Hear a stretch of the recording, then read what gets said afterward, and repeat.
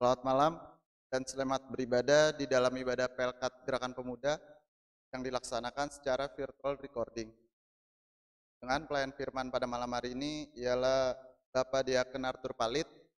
Kiranya ibadah ini menjadikan masa muda kita kuat dan perkasa. Mari kita masuk ke dalam ungkapan situasi, bernyanyi ya Kristus ya, dan dilanjutkan Bapa yang kekal.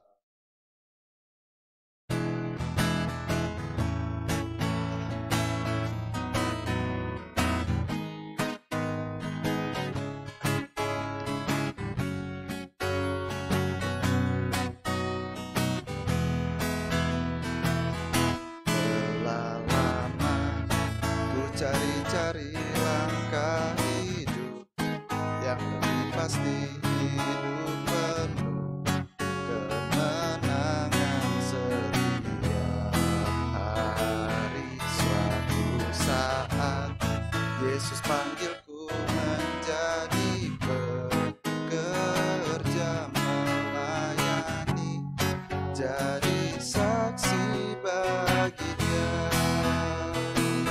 Bukan sembarang pekerja, la la la, Yesusku luar biasa, la la la, Dia raja segala raja, la la la, memanggilku menuai ladangnya, hanya anugerah semata, la la la, aku dipakai olehnya, la la la, sungguh amat istimewa menjadi pekerja Kristus yang mulia.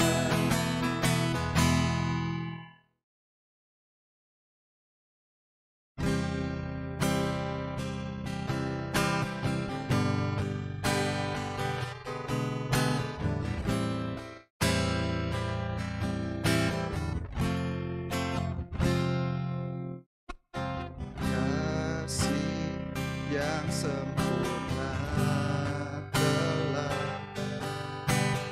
ku terima darimu, bukan karena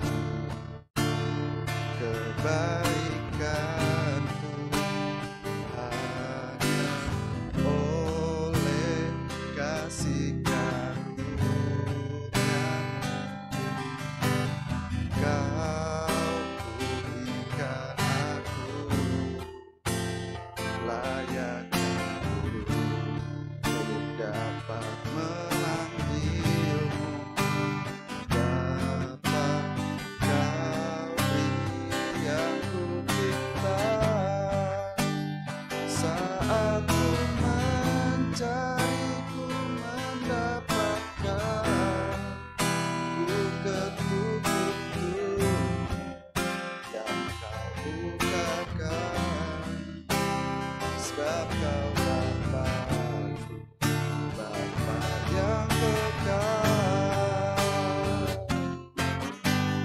Takkan kau biarkan aku melangkah hanya sendirian. Kau selalu ada bagiku,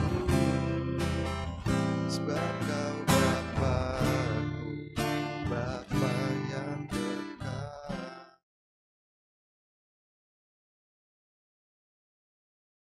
Mari kita satu.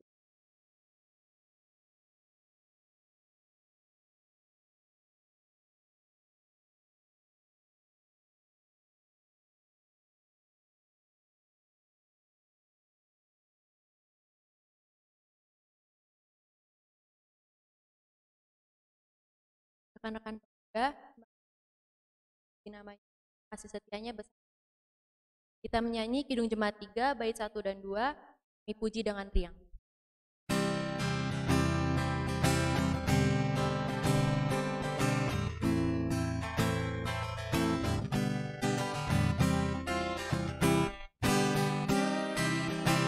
Terima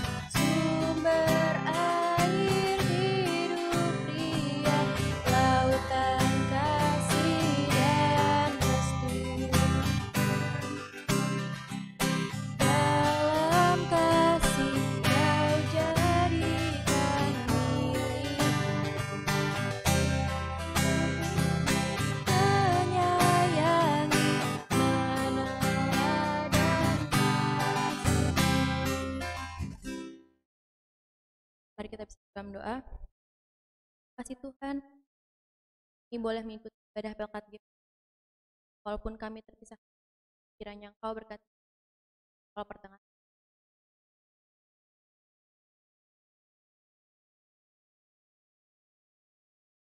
Kita membaca Mazmur 12 sampai yang kita baca secara silih berganti. 105 ayat 12. Jumlah mereka tidak seberapa dan mengembara dari bangsa yang satu ke bangsa yang Dia tidak membiarkan seorang pun memerah. Jangan mengusik orang-orang yang dan pembacaan. Kita menyanyi Gita Bakti 62, siapa yang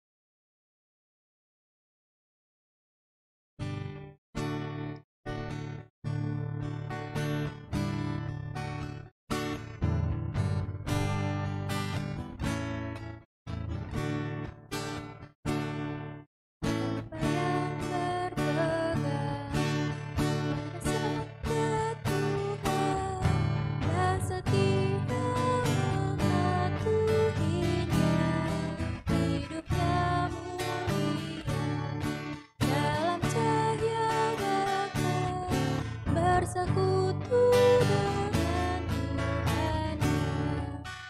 Percayalah dan pegang sabdanya, hidupmu dalam Yesus sungguh bahagia.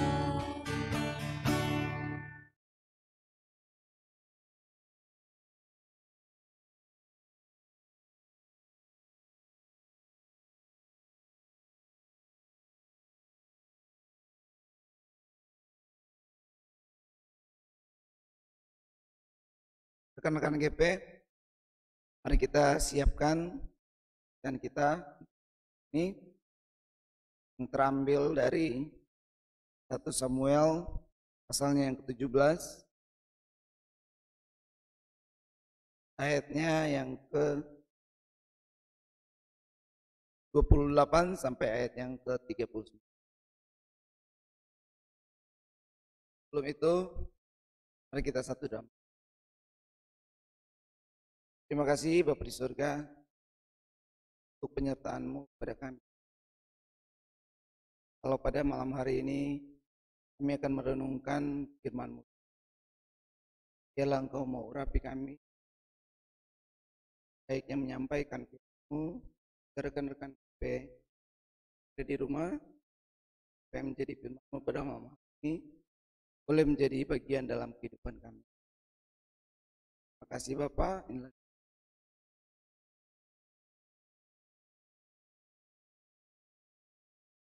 1 Samuel pasal 17 ayat 28 sampai yang ke-39. Ketika Eliab, kakaknya yang tertua, mendengar perkataan Daud pada orang-orang itu, bangkitlah amarah Eliab pada Daud sambil berkata, "Mengapa engkau datang dan pada siapakah kau tinggalkan kambing domba yang 2-3 ekor itu di padang gurun? Aku kenal sifat pemberanimu dan kejahatan hatimu. Engkau datang kemari dengan maksud melihat pertempuran." Tapi jawab Daud, "Apa yang telah kuperbuat? Hanya bertanya saja."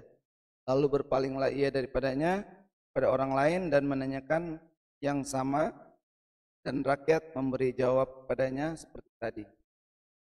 Terdengarlah pada orang perkataan yang diucapkan oleh Daud, lalu diberitahukanlah kepada Saul, dan Saul menyuruh memanggil dia. Berkatalah Daud kepada Saul, "Janganlah seorang menjadi tawar hati karena dia. Hambamu ini akan pergi melawan orang Filistin itu." Tapi Saul berkata kepada Daud, "Tidak mungkin engkau dapat menghadapi orang Filistin itu untuk melawan dia, sebab kau masih muda sedang dia sejak dari masa mudanya telah menjadi prajurit. Tapi Daud berkata kepada Saul, "Hambamu ini biasa menggembalakan kambing, domba ayahnya. Apabila datang singa atau beruang yang menerkam seekor domba dari kawanannya, maka aku mengejarnya, menghajarnya, dan melepaskan domba itu dari mulutnya.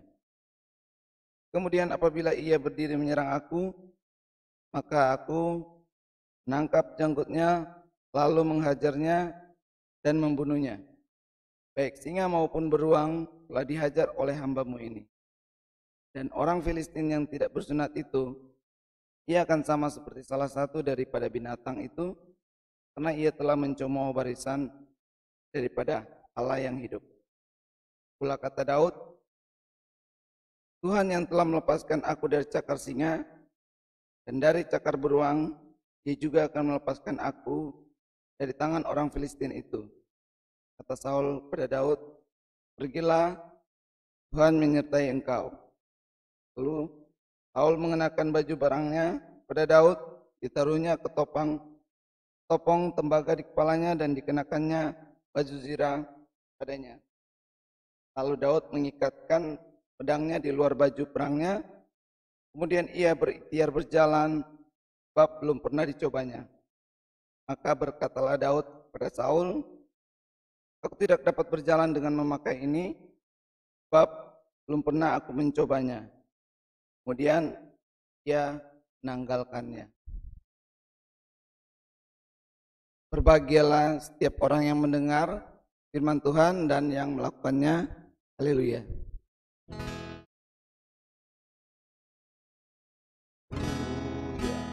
Haleluya. Haleluya.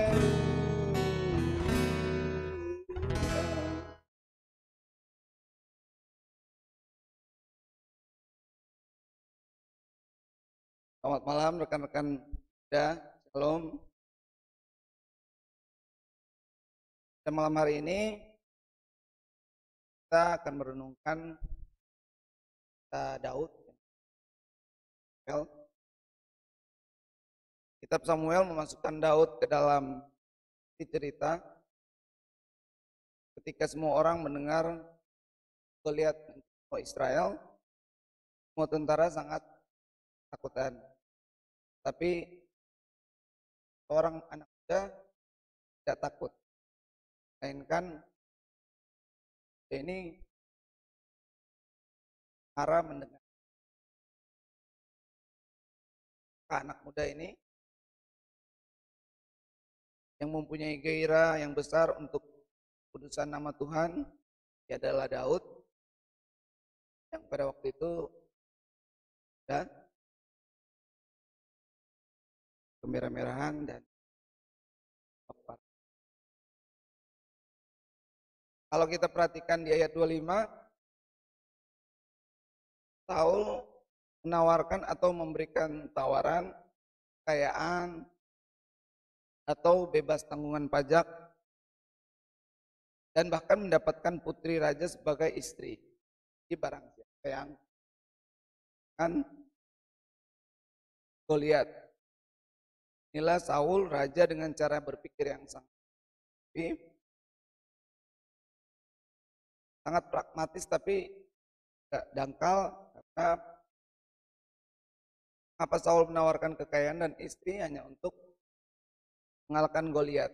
Apakah tidak ada orang Israel yang benar terus tanpa bayaran dan memiliki iman untuk bersedia maju dalam kekudusan nama Tuhan? Ya, Saul sudah sangat terdesak karena ternyata tidak ada lagi yang berani pasukan Israel yang begitu. Rekan-rekan pemuda, kemudian di sini Daud menawarkan diri untuk mengalahkan Goliat. Di ayat yang ke-28, Eliab kakaknya Daud, dia mengatakan kalau Daud ini mempunyai sifat pemberontak dan suka melihat zaman perang. Punya sifat yang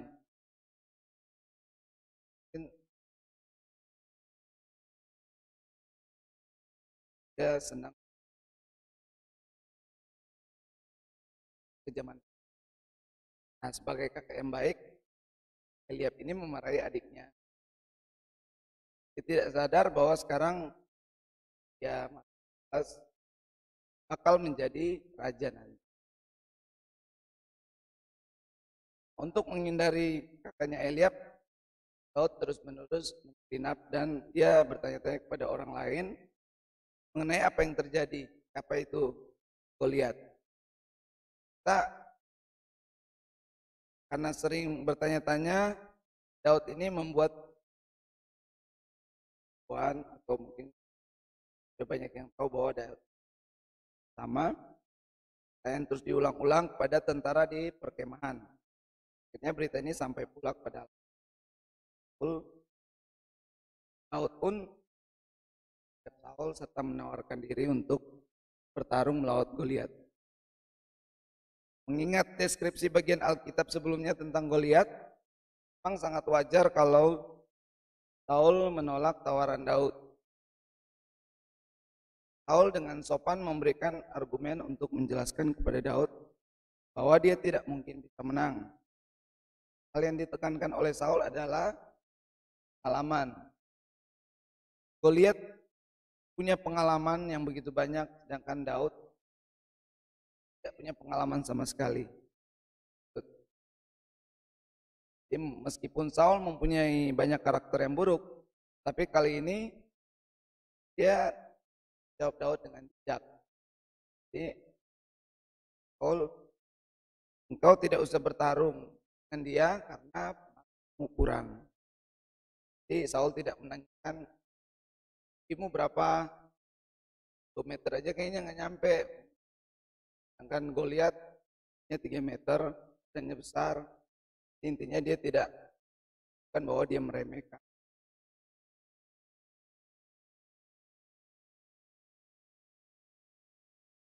Saul hanya menekankan pengalaman, jadi dia sama sekali tidak. Nah, si Daud.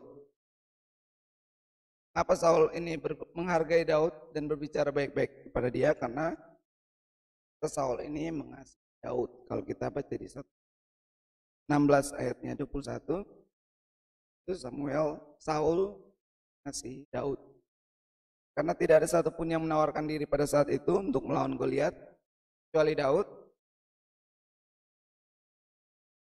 Dia katakan kepada Saul, janganlah seorang menjadi tawar hati karena dia, hambamu ini akan pergi melawan orang Filistin itu. Samuel 17 ayat 32. Relasi yang dekat antara Saul dan Daud ini membuat Saul menjawab Daud,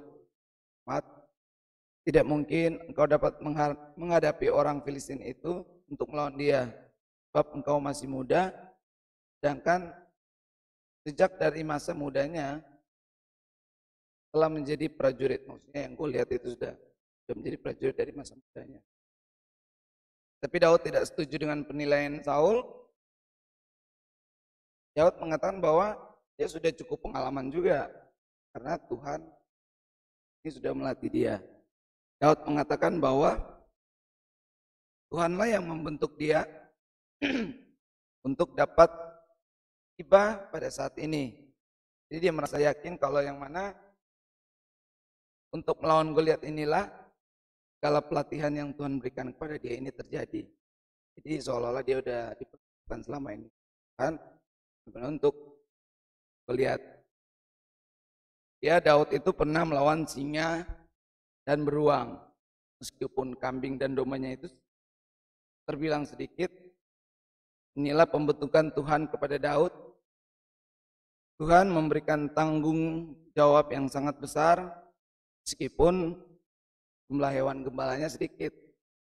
Jadi kita bisa bayangkan hanya 3 atau mungkin 4 domba, tetapi harus berjuang melawan beruang dan singa. Lalu Daud ini menyala-nyala dengan gairah untuk membela kekudusan nama Tuhan, sehingga dia berjanji akan membunuh Goliat. Nah, dia mencoba kalah. Nah, begitu bersemangatnya Daud, Saul pun terpengaruh. Jadi di sini Saul mengisi Daud untuk Goliat. Rekan pemuda yang saya kasih dalam Tuhan kita Yesus Kristus. Nah di sini ketika Saul memberikan baju perang, Daud malah dia tidak bisa memakai baju perang ini. Jadi kata dia pakaian itu dia jadi kaku. Jadi di sini kita lihat Daud ini sebenarnya cukup brilian dalam strategi perang. Jadi bagian ini tidak boleh ditafsirkan bahwa Daud itu anti baju perang atau tidak pernah mau belajar untuk memakai baju perang di kemudian hari. Tetapi di sini Daud melihat Goliat itu yang sangat kuat, memiliki baju perang dan peralatan perang yang sangat berat. Berat berarti ada kekuatan, tetapi di sisi lain mengorbankan kelincahan. Jika Daud mau beradu kuat dengan dia, ya pasti dia akan dibunuh sama Goliat, karena Goliat kuat. Tapi jika dia menghadapi Goliat dengan kelincahan yang tidak dimiliki oleh Goliat, maka dia mempunyai keunggulan atas Goliat. Jadi Daud bukan orang yang bodoh, yang hanya bermodalkan nekatan, ibaratnya memiliki iman yang siap terjun bebas gitu kan. Daud ini adalah ahli perang yang secara alamiah tahu harus menggunakan strategi apa. Nah, ketika dia melihat Goliat, pada saat itu dia tahu bahwa dia harus seperti singa, harus lincah dan terus bergerak. Sebabnya dia menolak memakai baju perang, yang mana yang akan membuat dia kuat, tetapi akan mengurangi kelincahannya. Daud bukan datang sedang menyombongkan diri, melainkan dengan kacamata imannya dia melihat musuh-musuh Allah itu tidak ada apa-apanya. Kan seperti Daud, seharusnya kita juga dengan kacamata iman berani maju, melangkah maju dan menghadapi setiap tantangan hidup ini, yaitu dengan bersandar penuh pada Tuhan. Jadi jika kita berfokus kepada kesukaran yang menghadang, maka kesukaran itu hanya akan kita rasakan berkali-kali lipat lebih besar seperti Goliat daripada sebenarnya. Efeknya kita akan merasa kecil, kita akan merasa tak berdaya. Namun jika kita fokus kepada Allah dan bersandar kepadanya, di situ kita akan mendapatkan kekuatan ekstra untuk menghadapi segala tantangan. Berat apapun masalah yang kita hadapi, belajarlah untuk tidak tawar hati seperti Daud. Sebab ada tertulis, jika engkau tawar hati pada masa kesesakan, kecilah kekuatanmu. Kita bisa lihat di Amsal 24 ayat 10. Nah, teman-teman pemuda, refleksi untuk renungan kita pada malam hari ini, bacaan kita malam hari ini, kita bisa belajar dari sikap Daud dalam menghadapi masalah. Secara logika kalau ditinjau dari sudut manapun, Daud ini kalah, jadi tidak dapat istilahnya secara kekuatan itu kalah jauh dari Goliat. Tapi dia tidak gentar sedikit pun ketika harus berhadapan dengan raksasa Filistin itu. Nah, Daud sadar bahwa dia tidak menghadapinya sendirian. Ada Tuhan yang siap menopang, menunjukkan bahwa Daud ini sangat mengandalkan Tuhan. Di Yeremia pasal 17 ayat 7 dikatakan, diberkatilah orang yang mengandalkan Tuhan, yang menaruh harapannya pada Tuhan. Daud pun berkata, Tuhan ada di pihakku, aku tidak akan takut. Apakah yang dapat dilakukan manusia terhadap aku? Karena itu lebih baik berlindung pada Tuhan daripada percaya kepada manusia. 118 ayat 8. Jika Tuhan ada di pihak kita, tidak ada perkara yang mustahil. Jika Tuhan di pihak kita, jika Tuhan ada di pihak kita, tidak ada persoalan yang tidak ada jalan keluarnya. Dan jika Tuhan di pihak kita, segala sesuatu dapat kita tanggung bersama Dia. Daud tidak takut kepada Goliat karena dia senantiasa mengingat-ingat akan kebesaran Tuhan dan campur tangannya di waktu-waktu sebelumnya. Tuhan telah melepaskan aku dari cakar singa dan dari cakar beruang. Dia juga akan melepaskan aku dari tangan orang Filistin. Itu kita bisa lihat di 1 Samuel 17 ayat 37. Rekan-rekan Gapers, pengalaman Daud bersama Tuhan mendorongnya untuk selalu berpikiran positif. Kita sikap optimis dalam menghadapi Goliat sekalipun. Ini optimis bukan berarti membanggakan diri atau takabur, tapi sikap percaya diri yang positif karena tahu kepada siapa dia menaruh pengharapannya. Ayat di Mazmur 77 ayat 12 mengatakan, aku hendak mengingat-ingat perbuatan Tuhan. Ya, aku hendak mengingat-ingat keajaiban-keajaiban-Mu dari zaman purbakala. Nah, orang-orang Israel yang merasa ketakutan oleh karena hanya berfokus kepada Goliat yang begitu besar, tidak demikian dengan Daud karena ia sengaja mengarahkan pandangannya hanya kepada Tuhan serta mengingat-ingat bahwa peristiwa yang lalu saat Tuhan menolongnya, ia melepaskannya dari masalah. Ini Daud memiliki keyakinan akan kuasa Allah dan hal itu melekat kuat dalam dirinya saat dia melawan Goliat. Bagi Daud, figur yang tinggi besar serta senjata yang tampak mengerikan tidak ada apa-apanya dibandingkan kemampuan yang Tuhan berikan kepada Daud sendiri. Jika Goliat mengandalkan kekuatan fisik, Daud di sini mengandalkan kekuatan spiritual yang bersumber dari keyakinan pada Allah Israel. Dan sebabnya ia tetap rasa nyaman saat melawan Goliat meskipun hanya bersenjatakan umbal. Keyakinan Daud benar bahwa memang Tuhan yang menyerahkan panglima tentara musuh itu ke tangannya. Dan dari hal ini terlihat bahwa iman bisa menjadi perisai yang akan melindungi orang percaya dari musuh.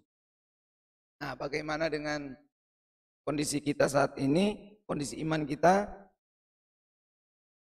Mari kita memohon anugerahnya untuk kita dapat menjaga iman kita kepada Yesus Kristus sebagai jalan untuk si kehidupan.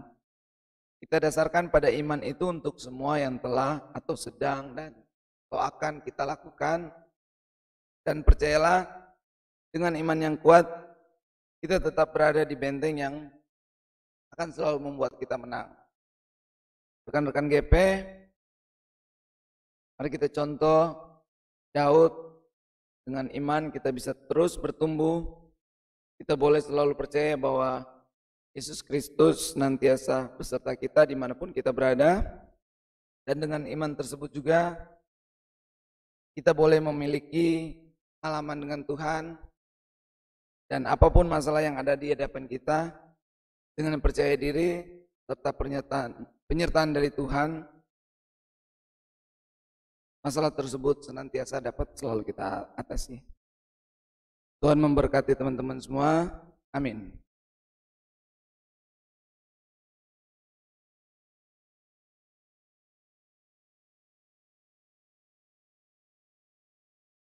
Kita sambut dengan lakukan kita bakti 61.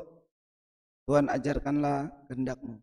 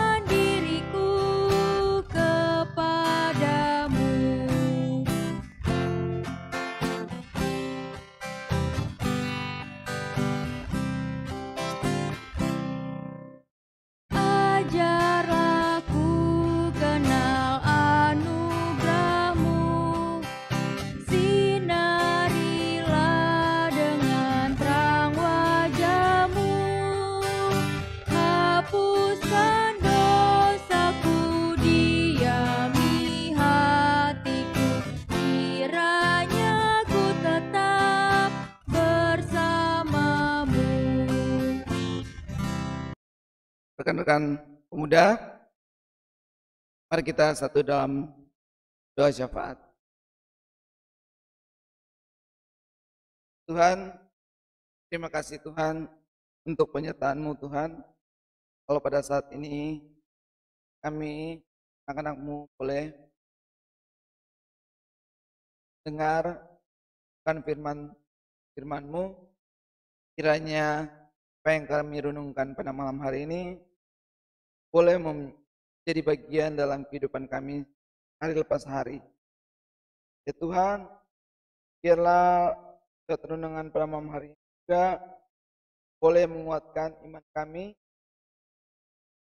padamu dan tetap percaya bahwa setiap gerak langkah kami, Kau selalu menyertai serta melindungi kami. Terima kasih Tuhan. Pada saat ini kami mau berdoa Bapa untuk kami, berkati program-program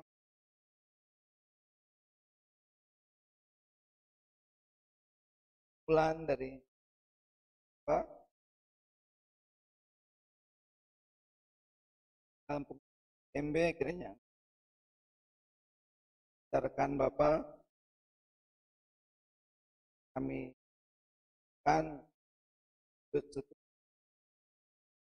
para pendeta-pendeta yang melayani di dalam gereja kami ini, kiranya Engkau mau berkati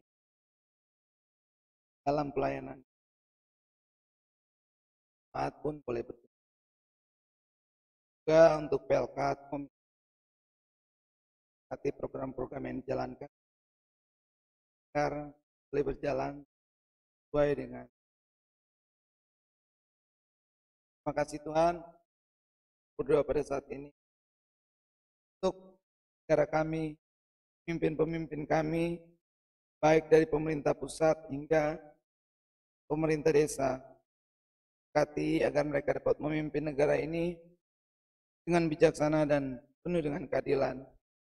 Jauhkan dari segala bentuk perselisihan yang dapat memecah belah kami.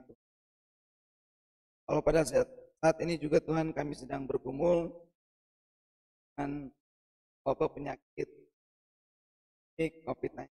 Bapak, biarlah dengan penyertaan-Mu Tuhan, dengan kasih kepada kami, biarlah semua boleh segera berdoa. Kalau Tuhan, Kau mau berkati usaha-usaha dan mencari vaksin, agar semua boleh berjalan lancar dan minta kami boleh menemukan vaksin virus ini dan kami boleh kembali. Terima kasih Bapak. Kami juga tidak lupa kami yang kalau pada saat ini yang akhirnya mau berkati perawatan mereka, obat-obatan yang mereka pakai, kan boleh mendapat kesembuhan. Kasih Tuhan untuk saudara-saudara kami juga yang berulang tahun pada pekan ini, kami Bapak biarlah banyak pada Tuhan boleh semakin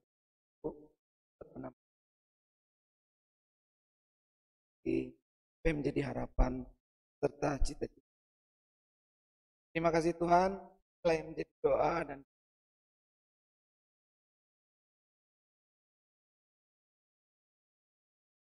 terus yang sudah mengajarkan kami yang di surga dan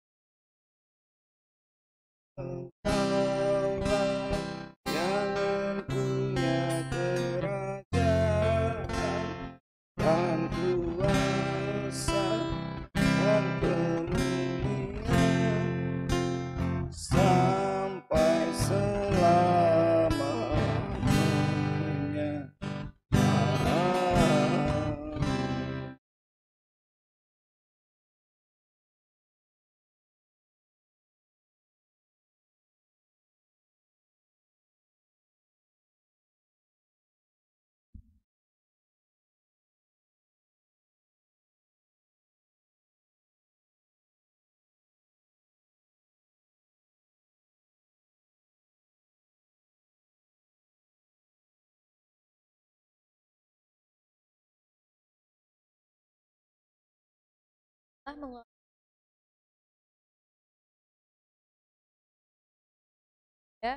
Korintus. Sebab jika kamu rela untuk pemberianmu akan diterima. Kalau pemberianmu itu berdasarkan apa yang ada, berdasarkan apa yang tidak ada padamu. Bahannya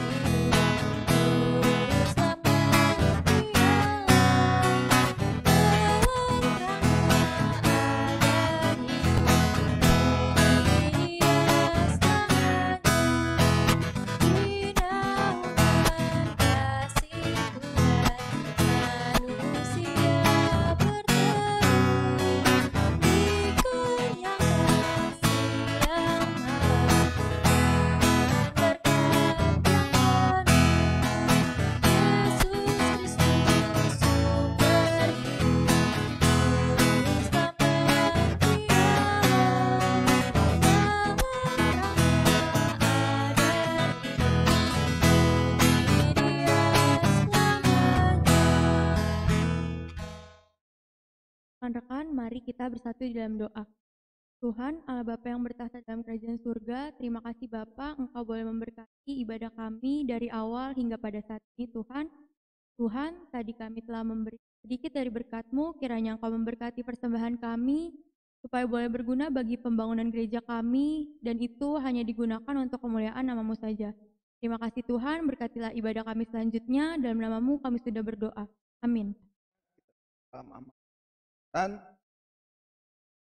mari kita nyanyikan nyanyian penutup dari Kidung Jemaat 426 sampai ya kita harus membawa berita.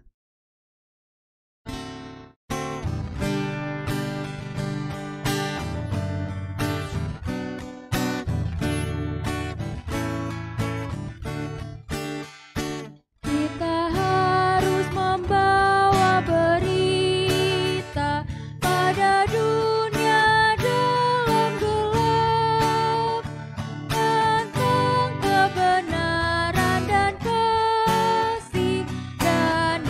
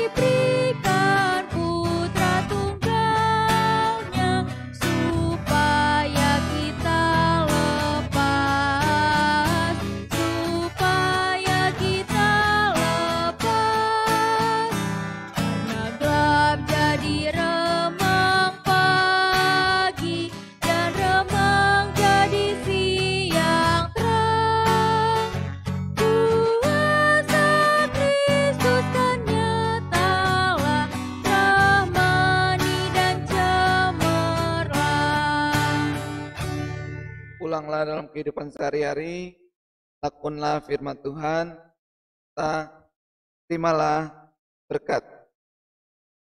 Anugerah Tuhan kita Yesus Kristus, pengasihan Allah, persekutuan Roh Kudus, senantiasa menyertai kita semua.